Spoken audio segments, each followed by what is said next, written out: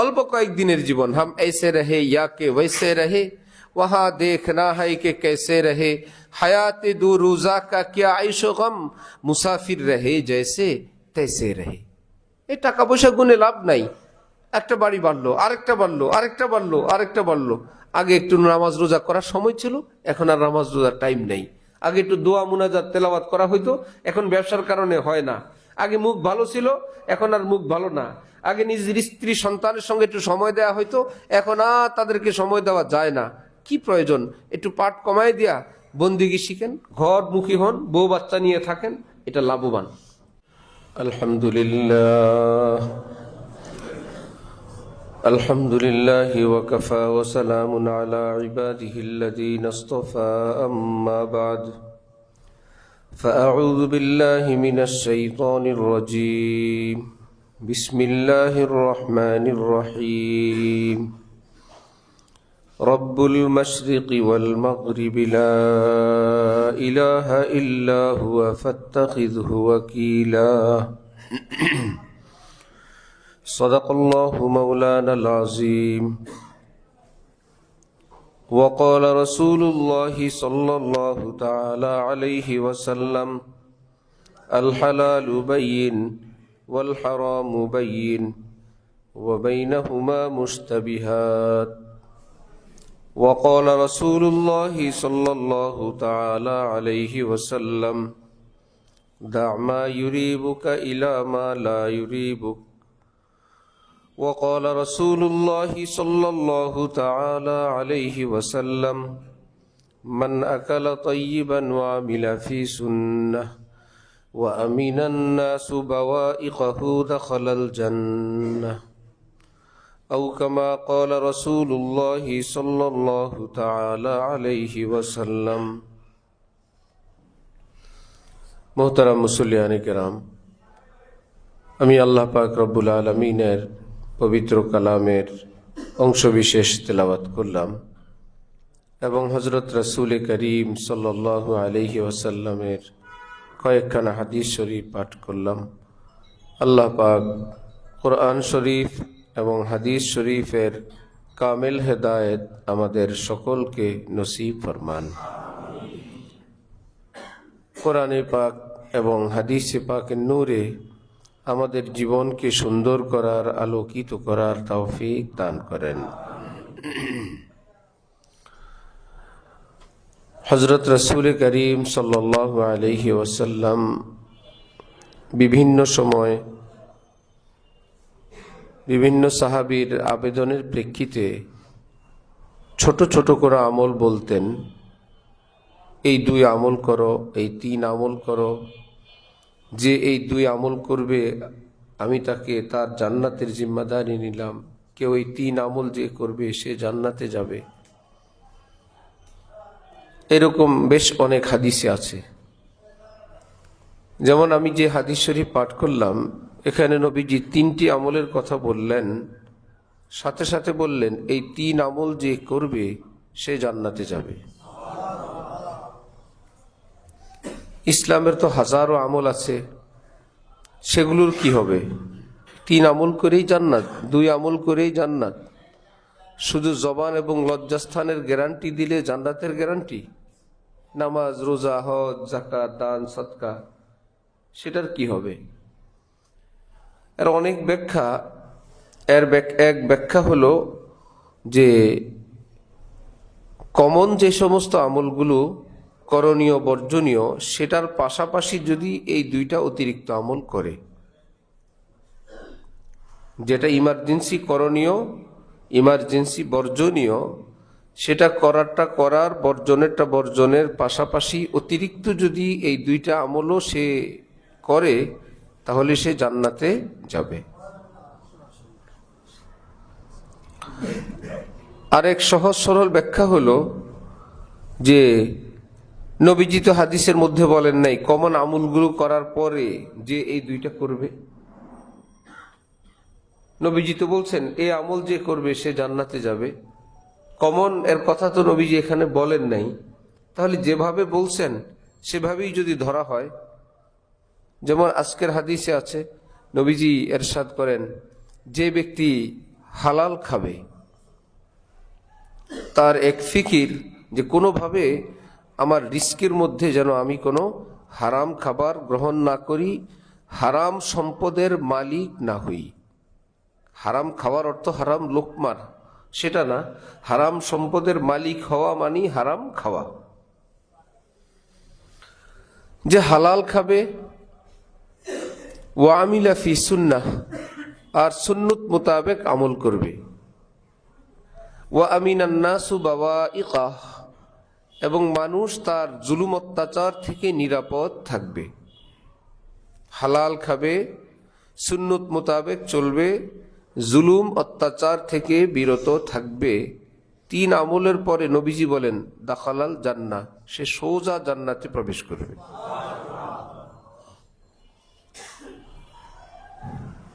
আমরা আমাদের বাহ্যিক চোখে দেখলে মনে হয় অনেক আমলই তো এখানে উপস্থিত নাই, যদিও সুন্নত মোতাবেক চলার মধ্যে পুরো শরীয়ত আছে।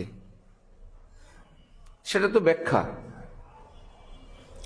একদম সহজ ভাষায় যদি হয় যে এক ব্যক্তি হালাল খায়, এই ব্যাপারে সে খুবই সতর্ক সচেতন, সব সময় সুন্নত মোতাবেক চলে, এই ব্যাপারেও সচেতন, আর কেউ আমার দ্বারা অনর্থক কষ্ট না পায়।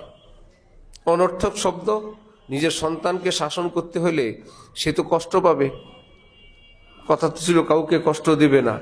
এই কষ্ট দেওয়া হাদিসে শরীফে এর থেকে বিরত থাকতে বলেন নেই। নিজের ছাত্র, শিষ্য, মুরিদ, অধীনস্থ, স্ত্রী শাসন করতে গিয়ে তাকে এক কথা বলা লাগলো, সন্তানকে এই আঘাত করা লাগলো সামান্য, সে কষ্ট পাইল। এই কষ্ট এখানে উদ্দেশ্য না, অন্যায়ভাবে কাউকে কষ্ট দেওয়া থেকে নিরাপদ থাকবে। মুহাদ্দিসিনগণ বলেন, নবীজি বলছেন এই 3 আমল করলে আল্লাহ পাক জান্নাত দিবেন। তুমি 3 আমল করো। কিভাবে জান্নাত দিবেন? যেই নবীজি শরীয়তের কথা বলছেন সেই নবী তো এসব কথা বলছেন। তুমি আমল শুরু করো, তোমাকে জান্নাতের উপযুক্ত বানানোর জন্য, নবীজির কথার সম্মান রক্ষার জন্য যা যা করা দরকার সব কিছু আল্লাহ করে তোমারে কবরে পাঠাবেন। তোমাকে জান্নাতের উপযুক্ত করেই কবরে পাঠাবেন, নবীজির এই কথার লাজ এবং সম্মান রক্ষার্থে। যে 3 আমল করলে জান্নাত, বান্দা তো 3 আমল করলো, তাহলে তাকে তো জান্নাতের উপযোগী বানানো দরকার। নবীজি তো বলছেন। যেমন আগেকার বুজুর্গানি দিন মানুষকে ওজিফা দিতেন, লা হাওলা ওয়ালা কুওয়াতা ইল্লা বিল্লাহিল আলিয়্যিল আযীম। লা হাওলা ওয়ালা কুওয়াতা ইল্লা বিল্লাহিল আলিয়্যিল আযীম, এ আমল দিতেন। অর্থ হলো, আয় আল্লাহ, আমার গুনাহ থেকে বিরত থাকার কোনো ক্ষমতা নাই, বন্দিগি করার বিন্দুমাত্র শক্তিও আমার নাই। ইল্লা বিল্লাহ ইল্লা বিআউনিল্লাহ, আয় আল্লাহ, আপনার মদদ ছাড়া, আপনি দয়া করলে আমি গুনাহ থেকে বেঁচে থাকতে পারবো এবং আমি বন্দিগি করতে পারবো। আপনার দয়া যদি না থাকে, শুধু আমাকে ছেড়ে দেন আমার মতো, না বন্দিগি করতে পারবো, না গুনাহ থেকে বেঁচে থাকতে পারবো। এ কথা বললে আল্লাহ পাক ফেরেশতাদেরকে বলেন যে আমার বান্দা একদম আমার অনুগত হয়ে গেছে, আমার বান্দা সমস্ত অন্যায় অনাচার ভুল বিচ্যুতি সব বর্জন করেছে। ফেরেশতারা তোমরা সাক্ষী থাকো, আমার বান্দা একদম ভালো হয়ে গেছে, আমার বান্দা একদম আমার কাছে শতভাগ সারেন্ডার, আত্মসমর্পণ করলো। বান্দা এই কথা এদিকে বলেন, আল্লাহ পাক সেদিকে সেই কথা বলেন। এখন যদি এই লোকটা গুনার মধ্যেই থাকে, তাহলে আল্লাহ পাকের কথার লাজ থাকে না। ফেরেশতারা বলবে, আপনি বললেন লোকটা ভালো হয়ে গেল, হইল তো না। তো এই আমল যে করতে থাকে আল্লাহ পাক নিজের কথার সম্মান রক্ষার্থে ওই ব্যক্তিটাকে এইরকম গুনাহ বর্জনকারী, আল্লাহ পাকের কাছে আত্মসমর্পণকারী হিসাবে কবুল করে নেন, নিজেই তৌফিক দিয়ে দেন নিজের সম্মান রক্ষার্থে। আমাদের এক পীর ভাই মেয়ে বিয়ে দিবেন, বড় ভালো মানুষ, সরকার প্রধান থেকে ছেলের বাবা পুরস্কার নিচ্ছে, এরকম একটা ছবি ছেলের বাসায় গিয়ে দেখলেন যে বেয়াই সরকার প্রধান থেকে বিশেষ কোনো পুরস্কার গ্রহণ করতেছেন, এই ছবিটা ঘরের মধ্যে টানানো। বললেন না, এই লোকের সঙ্গে আমি আত্মীয়তা করব না, এই ছবি টানায় রাখছে, এই লোকের ছেলের কাছে মেয়ে বিয়ে দেব না। দিনদার মেয়ে ছেলে দরকার। হাদিস শরীফে আছে ফাজফার বিজাতি দিন, মেয়ে বিয়ে করো, মেয়ে বিয়ে দাও, দিন দেখো। অনেকে বাড়ি গাড়ি টাকা পয়সা দেখে আর কিছু দেখে না, ছেলে বচ্চরিত্র, নেশায় আক্রান্ত, আরো কত কিছু। নবীজি বলেন আরে সবই হবে, দিন যদি থাকে তো তারা সুখময় একটা দাম্পত্য জীবন কাটাবে, বাকিটা যা হবার হবে। স্বামী স্ত্রী মিল মিলাপ আছে, মহব্বত আছে, দিন আছে। ডাল রুটিও তাদের দুনিয়ার স্বর্গ, ডাল রুটিও দুনিয়ার বেহেশত। বেচারা ওখান থেকে ফিরে আসছেন, আরো অনেক কথা ওনার। উনি আবার দুলা পছন্দ করছেন যার তেমন কোনো ঘর বাড়ি নাই, তেমন কোনো সহায় সম্পত্তি নাই, দিনদার ছেলে। এখন কিভাবে কি করা? এই ছেলের কাছে মেয়ে বিয়ে দিলে নিজের আত্মীয় স্বজন, ভাই বেরাদার, তাদের কাছে মুখ দেখাবেন কিভাবে? সে অলিমা করারও তেমন যোগ্যতা নাই, ভালো ডিগ্রি আছে, এক সময় হবে, তাকওয়া আছে, পরহেজগারি আছে, আল্লাহ দিলে এক সময় হবে। এখন সিদ্ধান্ত নিলেন এই ছেলের কাছে মেয়ে বিয়ে দিব। চুপে চুপে অলিমা করার টাকা উনি নিজে ছেলেকে দিয়ে দিচ্ছেন, যে এরকম শানদার অলিমার ব্যবস্থা করো, তোমার পক্ষ থেকে টাকা দিলাম আমি। বড় স্পেশাল মেহমানদারি করছেন, আত্মীয় স্বজন ভাই বেড়াদারকে নিয়ে একবেলা খাওয়াই নিয়ে আসছেন। এখন তো মাশাআল্লাহ তারা বড় বেতনে চাকরি করে। এখন পরের মেয়েগুলোকে বলে ওই রকম দিনদার দেখিয়ে দিব। তার ড্রাইভার আমাকে বলে যে আমি স্যারের গাড়ি চালাই 14 বছর, তার ফ্যামিলি আমার গাড়িতে চড়ে, আজ পর্যন্ত স্যারের কোনো মেয়ে কিংবা ছেলে আমার সঙ্গে একটা কথা বলেনি। ব্যবসায়ী মিয়া, আলেম না, পিসাব না, ব্যবসায়ী। যে না আমি তাদেরকে জীবনে দেখছি, না তারা আমার সঙ্গে একটা কথা বলছে। এখন তো গাড়ির ড্রাইভার কারো ভাই হয়ে যায়, কারো ভাতিজা হয়ে যায়, কারো দুলাভাই হয়ে যায়, কেউ আন্টি হয়ে যায়, কেউ আপা হয়ে যায়। গায়রত যখন মানুষের কমে যায়, আত্মমর্যাদা যখন কমে যায়, এমনই হয়, যাকে তাকেই ভাই বানায়, যার তার সঙ্গেই কথা বলে। নারীকে রব্বুল আলামিন সম্মানিত করেছেন, তার আওয়াজকে সম্মানিত করেছেন। যে বড় হয় তার আওয়াজেরও অনেক দাম হয়, তার কথার অনেক দাম হয়। রব্বুল আলামিন নারীর কথা সীমিত করে তার সম্মান কি কমাইলেন না বাড়াইলেন? তুমি কি সাধারণ কেউ? নবীর স্ত্রী উম্মাহাতুল মুমিনিন, উম্মতের মা, মা আয়েশা, মা খাদিজা,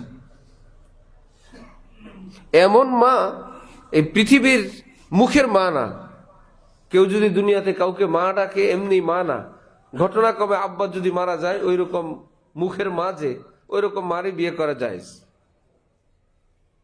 5 বছর 10 বছর মা ডাকছে, এমনি বলো তুমি আমার ছেলের মতো, ইত্যাদি ইত্যাদি। এই ছেলের মতোই থাকছে। আর ওই বেটা আঙ্কেল ডাকে, মহিলারা মা ডাকে, বেটা মারা গেছে। শরীয়তের মাসালা হলো মা যদি চায়, ছেলে যদি প্রস্তুত, এই ছেলের সঙ্গে এই মায়ের বিয়ে হইতে পারবে, কারণ এই মা মা না। অনেকে ধোকা খায় যে আমাকে ছেলে বানায় ফেলছে, এখন তো আমার দেখা দিতে হবে, আমি তোমার ছেলে হয়ে গেছি। কোন মেয়ে মনে করে উনি তো আমাকে মেয়ে ডাকছে, উনি তো আমার বাবার মতো। এই সুযোগে খাজা বাবারা কাজে লাগাইছে, ঠিক না? খাজা বাবা কি হয়ে গেছে? বাবা হয়ে গেছে। সুতরাং সন্তান সন্তান হয়ে গেছে, বাবার সাথে সন্তানের তো আর পর্দা নাই। এ আব্বা আব্বা না, কারণ যে আব্বা ছেলেরও আব্বা, বাবারও আব্বা। বাবার যদি আব্বা হয়, ছেলের তো দাদা হওয়ার কথা না? আমার আপনার বাবা যাকে বাবা ডাকে, আমরা কি তাকে বাবা ডাকি না দাদা ডাকি?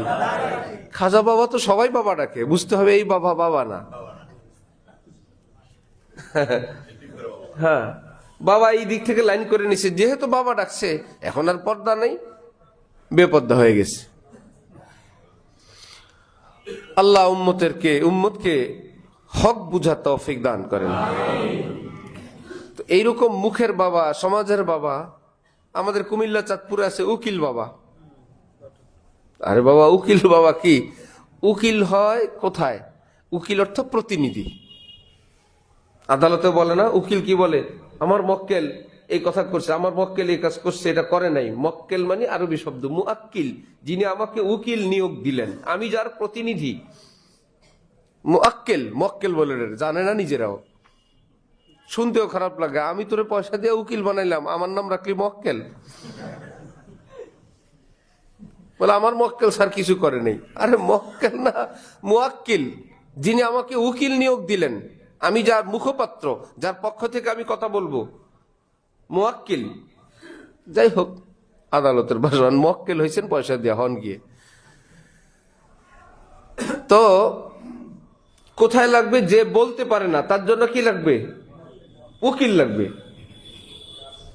আপনি আমার বিয়েটা দেখেন, ঠিক আছে। এই বেচারা যার নিজের কবুল নিজে বলবে, সেখানে কোনো উকিল নেই।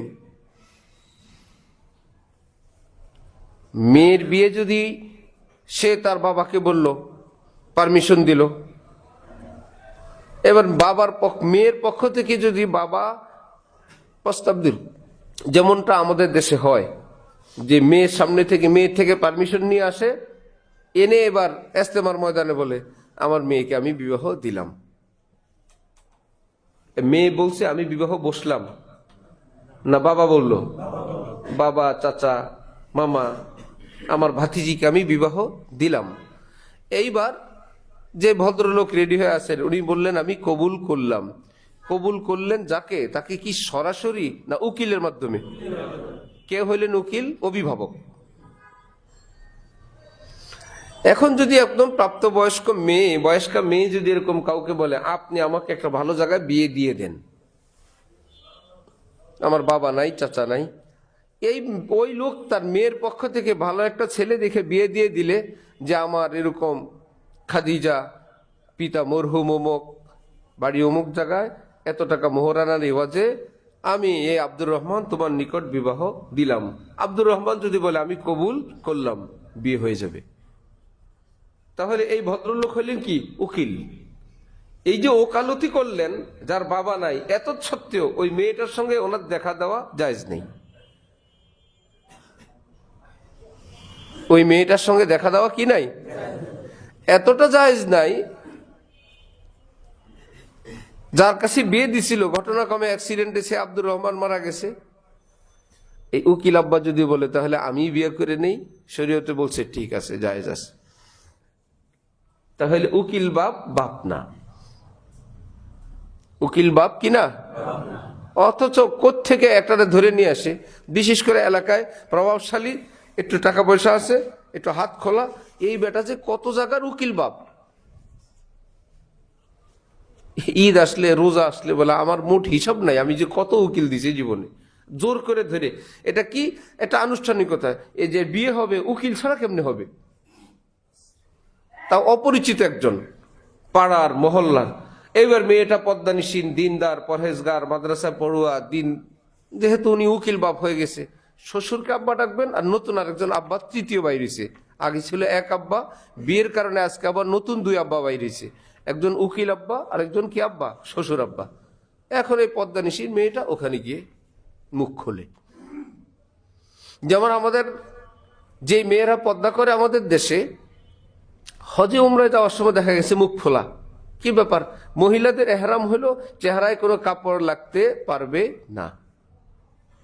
তাহলে দুইটা বিধান এখানে, একটা হলো চেহারা কোনো পরপুরুষ দেখতে পারবে না, আরেকটা হলো মহিলাদের এহরাম অবস্থায় চেহারায় কাপড় লাগতে পারবে না। দুইটার সমন্বয় হলো ক্যাপ জাতীয় কোনো কিছু তাদের মাথার উপর দিয়ে, ওর উপর দিয়ে কাপড় ফেলবে, যাতে কাপড়টা চেহারার সঙ্গে লেগে না থাকে। তাহলে চেহারায় কাপড়ও লাগলো না, চেহারা পরপুরুষও দেখলো না। একটা মনে থাকে, আরেকটা ভুলে যায়। সারা জিন্দিগির পর্দা করা মহিলা এখন বলে আল্লাহ আর কি করবো, এখন যেহেতু আল্লাহর হুকুম, চেহারা খুলে বেপর্দা হয়ে হজে রওনা হইছে। উকিল বাপের মতন আরেক ঘটনা। সারা জীবনে পর্দা করা মেয়েটা আরেকজনকে এখন বাপ ডাকে, হ্যাঁ বাপের সঙ্গে কথা বলে, যায় আসে, বাপের বাড়িতে বেড়ায়। বাপ তো বাপ, বাপের ছেলের এখন আবার উকিল ভাই, আরেক ধাপ। বাপ তো যতটুক নিরাপদ, এরপর আবার উকিল ভাই বের হয়েছে, আরেক ধাপ। আল্লাহ আল্লাহ আমাদের মুসলমানদেরকে সহি দ্বীন বুঝার তৌফিক দান করেন। আমরা ওকালতি থেকে দূরে চলে গেছি। তো বাবা মা যদি কাউকে দিয়ে দেয়, সে কি হয়ে যায়? বিয়ে হয়ে যায়। প্রতিনিধি, এটাকে বলে প্রতিনিধি। আবার শরীয়তের অনেক কাজ আছে, এখানে প্রতিনিধিত্ব জায়েজ নেই। আমার পক্ষ থেকে আপনি নামাজটা পড়ে দিন, হবে? আমি দেখলাম এক হুজুর এক বাসায় খায়, কি ব্যাপার? অমুক ব্যবসায়ী, ওনার পক্ষ থেকে উনি রোজা রাখে, দিব্যি হাঁটে চলে, খায় লয় সব করে, শুনছে অসুস্থ হইলে নিজের পক্ষ থেকে অন্য একজনকে কাফারা দিতে হয়। এইজন ভাবছে টাকা পয়সা আছে, কষ্ট করে লাভ কি, একজন গরিব মানুষকে খাওয়াই দিলে হলো। এরকম রোজা কি হবে? মাজুর বিছানায় শয্যাশায়ী মানুষের মাসালা ভিন্ন।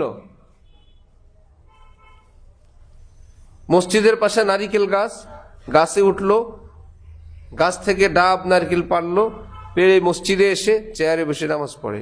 কি ব্যাপার? ডাক্তার বলছে চেয়ারে বসে নামাজ পড়তে। যে বেচারা নারকেল গাছে উঠতে পারে তারে বলছে? দাঁড়ায় নামাজ পড়া ফরজ। দাঁড়ায় নামাজ পড়া কি এত সহজ না? একটা ফরজ আপনি বাদ দিবেন, এত সহজ না, অনেক কঠিন। আপনি তো দাঁড়াইতে পারেনি, সেটা বাদ দিবেন কিভাবে? যদি এরকম হয় সেজদা দিতে কষ্ট, তো দাঁড়ানোর টুকুন দাঁড়াবেন, বাকিটুকুন চেয়ারে বসে ইশারা ইঙ্গিতে সেজদা দিবেন। যে সেজদা দিলে কোমরে সমস্যা হয়, দাঁড়াইতে তো কোনো সমস্যা নাই, হাঁটেন চলেন, ব্যবসা বাণিজ্য সবই করেন, মসজিদে এসে চেয়ারে বসছে, নারকেল গাছ থেকে নামছে, মসজিদে এসে চেয়ারে বসে গেছে।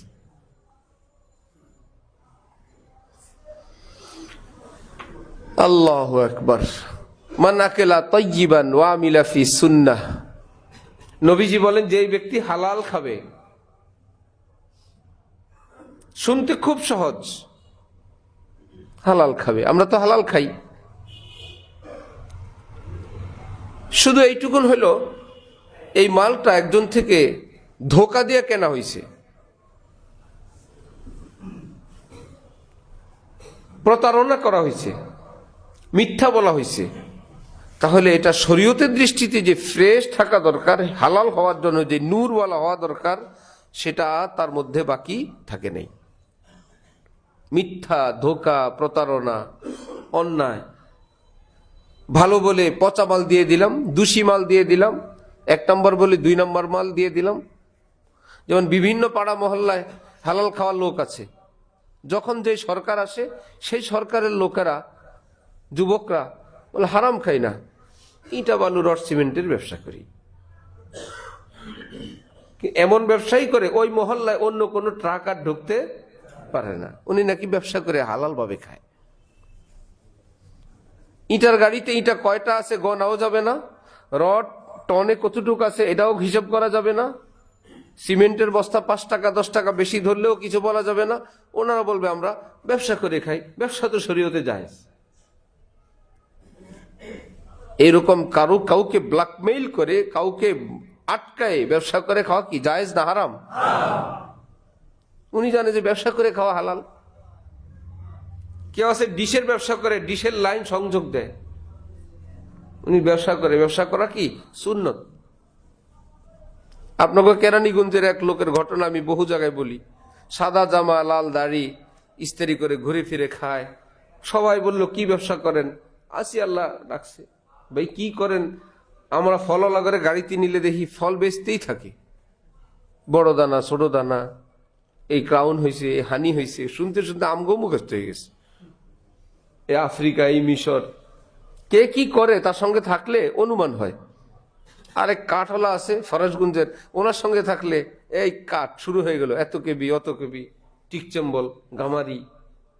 হযরত বললেন, হযরতওয়ালা বললেন, জালিম যেখানেই নেই দুনিয়ার, মক্কা আর মদিনা নেই, কাঠ বেচবি, কাঠ বেচা চালু আছে দুনিয়া যেখানেই নিবেন। কোনো বাড়িতে গেলে, দাওয়াতে গেলে ওই হাজি কাঠওয়ালা সহ উঠেই দরজার মধ্যে জোরে একটা থাপ্পড় দিয়ে একটা গালি দিবে। কোন চোরে দিছে? চোরের থেকে কিনছে এই কাঠ, 2 নম্বর সব। দেখে বুঝেন কিছু একটা যে ঝামেলা আছে রং সং করে। তো যার যেটা ভিতরে সেটা বোঝা যায় না। লাল দাড়িওয়ালা সাদা জামাওয়ালা স্ত্রী, তার বোঝা যায় না যে কিসের ব্যবসা করেন। ব্যবসা করা তো হালাল সুন্নত। পরে সাথীদের কাছে বললো, একটা মদের লাইসেন্স আছে, উনি ব্যবসা করে খায়, ওনারে আল্লাহ খাওয়ায়। মান আকালা তাইয়িবান, যে হালাল খাবে। হযরত ইমাম আজম আবু হানিফা রহমতুল্লাহ আলাইহি ব্যবসায়ী ছিলেন। মহিলা আসলেন, এসে বললেন, বাবা আমি এখান থেকে একটু কাপড় নিব, আগে ওয়াদা করো কেনা দামি দিবা। দিব। কতটুক লাগবে? এতটুক। কাপড় কেটে দিলেন। কত দাম? বললেন, মা এই থান কিনতে আমার যেই টাকা পড়ছিল, তুমি আসার আগে এই থান থেকে কেটে বিক্রি করার পর আমার মূল পুঁজি উঠে গেছে, এইটুকুন কাপড় আমার লাভের, এইটুকুন কিনতে তো আর পয়সা লাগে নাই, আর তোমার সঙ্গে ওয়াদা কেনা দামে বেচবো, এইটুকুন কিনতে আমার পয়সা লাগে নাই, যাও পয়সা লাগবে না। যদিও মাসালা আরেকটাও আছে, ভাই এটাও তো গজে গজে তো কেনার দাম পড়ছে, সেটা হইলেও জায়েজ, আমি সেটা করতে পারবো।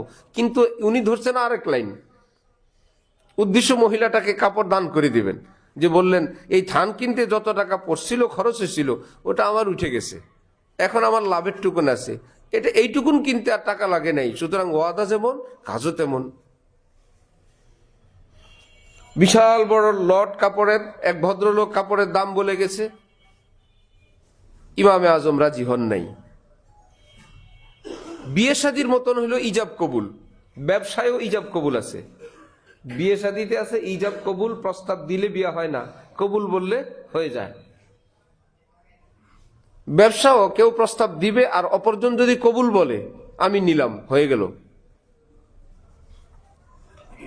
বাকি রইল ব্যবসার ক্ষেত্রে নবীজি আরেকটা কথা রাখছেন, কেউ বেচা কিনা করলো, উভয় পক্ষের কেউ যদি সেটাকে ক্যান্সেল করতে চায়, যে ভাই আমি কম দামে বিক্রি করে দিছি, আমি বুঝতে পারি না আমার মালের দাম বেশি, আপনি দয়া করে এটা ক্যান্সেল করেন। অথবা যিনি কিনলেন তিনি বললেন যে ভাই আমি কিনবো না, আমি বলছি আমি কিনবো না, তো দোকানদার যদি বলে আচ্ছা ঠিক আছে আপনার যেভাবে সুবিধা হয়, নবীজি বলেন যে তুমি যে তোমার ভাইকে এরকম একটা বিপদ থেকে রক্ষা করলা, আল্লাহ পাক তোমাকে বড় পুরস্কার দান করবেন। না ভাই হয়ে গেছে, এটা নিতেই হবে, এর থেকে তাকে রক্ষা করে দিলা। গাজীপুরে আমাদের এক ব্যবসায়ী আছেন, দোকানে, কাপড়ের দোকানে, বাচ্চাদের, মহিলাদের, পুরুষদের বড় করে সাইনবোর্ড লাগানো, দোকানের ব্যাগের মধ্যে বড় করে লেখা, বিক্রিত মাল ফেরত নেওয়া হয়। হয় হয় সবাই ভাবছে মনে হয় হয় না লিখতে চাইছে, ভুলে মনে হয় হয় লিখছে, বলে না এটাই লিখতে চাইছি। তিনি বলেন হুজুর আমার দোকানে এমন বেচা কিনা যেখানে লেখা থাকে বিক্রিত মাল ফেরত নেওয়া হয় না, মানুষ ওখানে ভয়ে কিনে না, একবার কিনলে তো আর ফেরত দেওয়া যাবে না, বুঝে শুনে কিনো, ঘরের লোকজন নিয়ে আসো, বাচ্চা করে নিয়ে আসো, একবার কিনলে কিন্তু খবর আছে কেনা হয়ে গেছে, আর ফেরত নাই। আর উনি লিখছেন বিক্রিত মাল ফেরত নেওয়া হয়, কিনো, কোনো টেনশন নেই, বাড়িতে নিব, পছন্দ না হলে ফেরত দিয়ে যাব।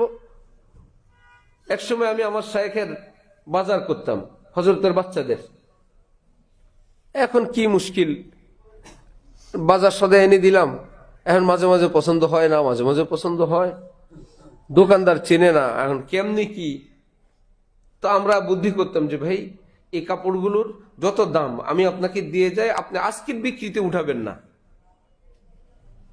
এটা আজকের বিক্রিতে উঠাবেন না, আমি এতগুলো টাকা আপনাকে দিয়ে গেলাম, আপনি 10-20 হাজার টাকা রাখেন, আমি আগামীকাল রাত পর্যন্ত যদি না আসি, জোহর পর্যন্ত, আসর পর্যন্ত যদি না আসি, আপনি মনে করবেন এটা বিক্রি হয়ে গেছে। আর যদি আসি, দয়া করে আমাকে এই সুযোগ দিবেন, আমি কাপড়গুলো দিব, আপনি আমার টাকাটা দিয়ে দিবেন। কেউ দিত, কেউ বলতো না, এই সিস্টেম নাই। কর্মচারী হলে সাহস পাইতো না, মালিক হলে সাহস পাইতো। ইমামে আজম আবু হানিফাকে এক লোক বললেন, আপনার কাপড়ের দাম এত, দিবেন? উনি বলছেন না। তাহলে তো বিক্রি হইল না। বাড়িতে যাওয়ার পর উনি মনে মনে ভাবলেন, এই লোকটাকে এই দামে কাপড়টা দিয়ে দিব। দিনের বেলা রাজি ছিলেন না, রাতের বেলা গিয়ে একা একা রাজি হলেন। পরের দিন যখন আসছেন, ওই কাপড়ের দাম অন্য একজন বলে আরো অনেক বেশি। উনি বললেন, কাপড় বিক্রি হয়ে গেছে। কিভাবে বিক্রি হইলো? আপনি তো মাত্র আসলেন, আমি ফার্স্ট কাস্টমার। বললেন, বিক্রি হয় ইজাব কবুলে। তিনি তো দিনের বেলা প্রস্তাব দিছিলেন, রাতের বেলা বাড়িতে গিয়ে তো আমি কবুল করছিলাম, আমি তো রাজি হয়েছি। পৃথিবীর কেউ দেখেন নাই, আল্লাহ তো দেখছেন। পৃথিবীর কেউ দেখেন নাই, আল্লাহ পাক তো দেখছেন। সুতরাং কাপড় দেওয়া যাবে না। আরো অনেক বেশি দাম বলে, না ভাই দেওয়া যাবে না। তো ব্যবসা করলেই হালাল হয় না। ব্যবসার পণ্যটা হালাল হইতে হবে, ব্যবসার পদ্ধতিটাও হালাল হইতে হবে। আমাদের বাদামতলি রিপোর্ট আসতেই থাকে। টাকা নেয়ার পর মালের দাম যদি বেড়ে যায়, আপনি 2 গাড়ি পাবেন না। কেন পাবো না ভাই? সমস্যা আছে, সব বলা যাবে না। 2 গাড়ি পাবেন না। 1 গাড়ি হলে বলে ওইটাও পাবেন না। বেচা কিনা হয়ে গেছে, লক্ষ লক্ষ টাকা লেনদেন হয়ে গেছে, পেপার সাবমিট হয়ে গেছে, শুধু এখন ট্রাকটা হস্তান্তর বাকি। আপনি যেটা করেন, চায়নারা যদি আপনার সঙ্গে এমন করে, ইন্ডিয়ানরা যদি করে, আফ্রিকানরা যদি করে, যাদের সঙ্গে এলসি করেন তারা যদি এরকম করে, আপনি তো এলসি করার পর নিশ্চিত ইন্টারন্যাশনাল আইন, এই মাল কমুক আর বাড়ুক এটা আপনার কাছে আসবেই, এটা আপনি নিশ্চিত। কিন্তু আপনি যখন আবার এখানে করেন, কমুক আর বাড়ুক কথা হয়ে গেছে, সেখানে আর এটা সাবমিট করে না। আবার যদি একটু নিম্নমানের মাল পড়ে, এটা নিতেই হবে। সারা বছর আমার থেকে মাল নাও, আজকে এটা বেচতে হবে, নাইলে আর সারা বছর তোমার সঙ্গে ব্যবসা নাই, আর আগের 50 লাখ দিয়ে দাও। এখন ওই বেটা ব্যবসারা জারি রাখার জন্য আরেকজনের পচা আপেল নেয়া এখানে দেয়, সেখানে দেয়, বাকি আনছে আবার বাকি দেয়। তার মানে এক কলে আটকেছে একজন, এই কলে আরেকজন, এবং সে আবার বাকি দেয়, ইত্যাদি ইত্যাদি শুনতেই থাকি। যেহেতু দেখা সাক্ষাৎ যোগাযোগ, আমাদের যাতায়াত, ছাত্র অভিভাবক। আমি চাঁদপুরে ফল কিনতে গিয়া এক দোকানে ঘাটের মধ্যে বললাম, বড় দানা নাই? আমার জিজ্ঞেস করে, আপনি কি বাদামতলির লোক? কেন ভাই, কি বলে? দানা শব্দ এটা বাদামতলির। আমিও তো জানি না, আমি ধরা খেয়ে গেছি এভাবে। আমি বললাম, বাদামতলির লোক ফলের লোক না মসজিদের লোক? বাদামতলি ফলের না মসজিদের? তোমাকে শুনতে শুনতে আমি দানা শিখছি। তাহলে ব্যবসা করলেই হালাল না হালাল ভাবে? ব্যবসা হালাল, কিন্তু হালাল ভাবে করতে হবে। কেনার ক্ষেত্রে হালাল, বিক্রির ক্ষেত্রে হালাল, কথার ক্ষেত্রে হালাল, দাম কত পড়ছে এটা বলতে হালাল। হযরত জারির ইবনে আব্দুল্লাহ আল বাজালি রাদিয়াল্লাহু আনহু, এক সাহাবী, নাম হলো কি? জারির। কি নাম? কেউ নিজের ছেলে নাতিপুতির নাম রাখতে পারেন জারির, কত সুন্দর নাম জারির। উনি তার গোলামকে পাঠাইলেন, যাও তো একটা ঘোড়া কিনে নিয়ে আসো। গোলাম ঘোড়া কিনে নিয়ে আসছেন, 300 দিরহাম। উনি ঘোড়ার দেখে বললেন, মালিকও আসছে সাথে, এই ঘোড়া 300-তে হয় না, 400 দিব। মালিক খুশি, হুজুর আমি তো 300-তেই দিয়ে দিছি, 400 হলে তো আরো খুশি। তিনি একটু পরে বললেন, না 400-তে এটার দাম হয় না ভাই, 500 নিও, 600 নিও, 700 নিও, 800 নিও। 800 দিরহাম দিয়ে দিছেন। সেই লোক তো এক ঘোড়ায় 3 ঘোড়ার দাম, কে দেখে খুশি। উপস্থিত সাথীরা বললেন, আপনি এই কাজ কেন করলেন? বললেন যে, বিক্রি তো করলো কোনো ঠেকায় পড়ে, এই ঘোড়ার দাম বাজারে এত না, 300 বিক্রি করে কানতে কানতে যাবে যে আমার ঘোড়াটা এই দামের না, আজকে বিপদে পড়ে বেচলাম, আমার লাভ হইলো, আমার ওই ভাইয়ের তো লাভ হইলো না, আমি খুশি হইলাম, তিনি তো হলেন না। তো আমি 400 বললাম, দেখলাম যে তাও একই ঘটনা, আমি খুশি হব, সে হবে না। বাড়াইতে বাড়াইতে আমি 800, আমার কতগুলো দিরহাম গেছি। এইবার আমি নিশ্চিত, যেই শুনবে যেই দেখবে সবাই বলবে জারির ইবনে আব্দুল্লাহ ঠকছে, ঘোড়াওয়ালা জিতছে। আপনার ওনাকে জিতানোর প্রয়োজন কি? বললেন, আমি যেদিন ইসলাম গ্রহণ করি, মুসলমান হই, নবীজির হাতে হাত দিয়ে নবীজি আমাকে কালেমা পড়ানোর সাথে সাথে আরেকটা শর্ত অঙ্গীকার যুক্ত করে দিলেন, ওয়ান নুসহলি কুল্লি মুসলিম, সব সময় সব মুসলমানের কল্যাণ কামনা করবা তো। এখন হিসাব করে দেখলাম, কম দামে ঘোড়া কিনলে আমার কল্যাণ কামনা হয়, আমার মুসলমান ভাইয়ের কল্যাণ কামনা হয় না। নবীজির ওই এরশাদ মুবারক তার পবিত্র জবান থেকে বের হয়েছে, আমার ভাইয়ের কল্যাণ কিভাবে হয় সেটাকে নিশ্চিত করার জন্য 300 টাকা নির্ধারিত ঘোড়াকে আমি 800 দিরহাম দিয়ে দিলাম। তো ব্যবসা করা হালাল, হালাল ভাবে ব্যবসা করা চাই। কি করবেন? টাকাগুলো নিয়ে কামড়ায় খায় কেউ? বাসায় নিয়ে টাকা কামড়ায় খায়? আগে তো যা খাবার খেত এখনো সেই খাবারে খাবেন। আগে তো ভাতের পয়সা ছিল, আজকে অতিরিক্ত টাকা দিয়ে কি খাবেন? পোলাও।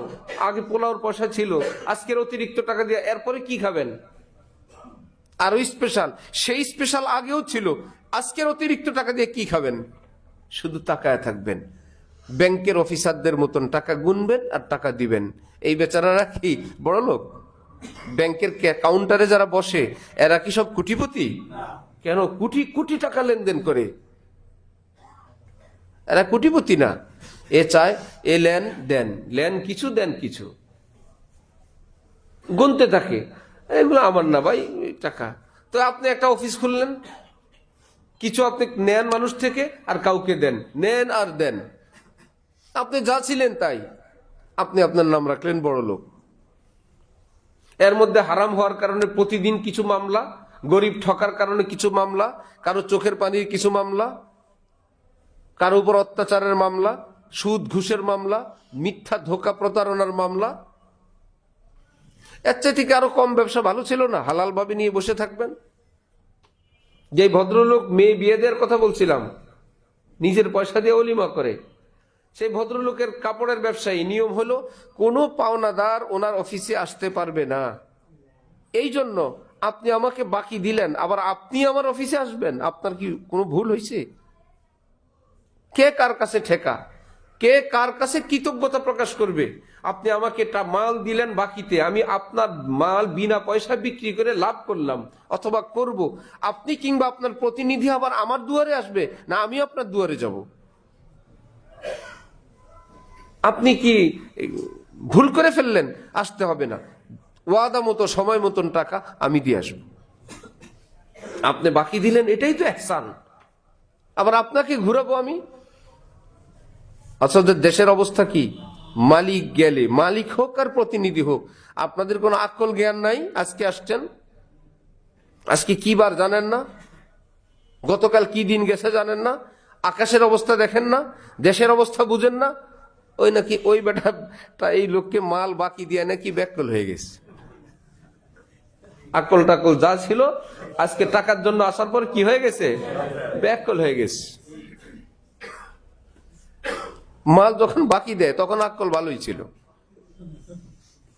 আগের যুগের কবিরা রাজা বাদশাদের দরবারে গিয়ে খুব প্রশংসা করত, যার পর নাই। ভাষা আর সাহিত্য এমন এক জিনিস, এক বাদশার সামনে গিয়ে কবি বলতেছে, আপনি এই পৃথিবীতে থাকতে সূর্যের তো কোনো প্রয়োজন নাই স্যার, এই পৃথিবীকে আলো দেওয়ার জন্য তো আপনার চেহারাই যথেষ্ট। প্রতিদিন সূর্য যে উঠে, কেন উঠে স্যার জানেন? আমি জানি, সূর্যের কোনো লজ্জা নাই, শরম নাই। আপনি পৃথিবীতে আছেন, সূর্যের কোন দরকার আছে স্যার? এমন প্রশংসা। আর আগে বাচ্চারা মাশাআল্লাহ প্রশংসা শুনলে ফুলে যেত। আদমি ফরবা শাবাদ আজরা হে গোশ, জানোয়ার ফরবা শাবাদ আজনা ও নুশ। জালালউদ্দিন রুমি বলেন, গরু মোটা করবা, মহিষ ছাগল মোটা করবা, ফুলাবা, খোল ভুসি ভালো খাওয়ান দাও। ঘাস খোল ভুসি ভালো খাবার দিলে গরু ছাগল ফুলে, মানুষ কি ফুলাইবা? কানে একটু পাম মারো, কানে একটু পাম দেয়া দাও, মানুষ ফুলবে। মানুষ ফুলানোর পদ্ধতি পাম দেওয়া। রাজা বাচ্চারা আবার এগুলো খুব পছন্দ করতো। এই জন্য দেখবেন নিজেরাই নিজেদের দালাল ফালাল কর্মচারী লোক দিয়ে প্রশংসা নিজেরটা নিজে শুনে বসে বসে। তো বাদশাহ এই প্রশংসা শুনে খুব দিছে, যাও নিয়ে যাও। এর মধ্যে বাদশার অ্যাক্সিডেন্ট হঠাৎ কোনো জায়গায় দুর্ঘটনা হয়ে বাদশার একদম অন্ডকোষ পড়ে গেছে দুটোটা। এতে করে মানুষ মারা যায় না, গরু মরে না, ছাগল মরে না। খাসি বানাইলে কি মরে? খাসি হয়ে গেছে বেটা, বেঁচে আছে। কবিও জানছে, এসে আবার প্রশংসা শুরু। আজকে কোনো কিছুই দেয় না, মন খারাপ, অসুস্থ মানুষ, যাইতে বলো। এখন আবার ওই কবি তো কবি, এখন বলে সবার আকল জ্ঞান মাথায় থাকে, ওনার গুলো অন্ডকোষে থাকে। যতদিন সাথে ছিল আকল জ্ঞান ছিল, এগুলোও নাই, আকলও নাই। তো বদনামও কত উন্নত মানের।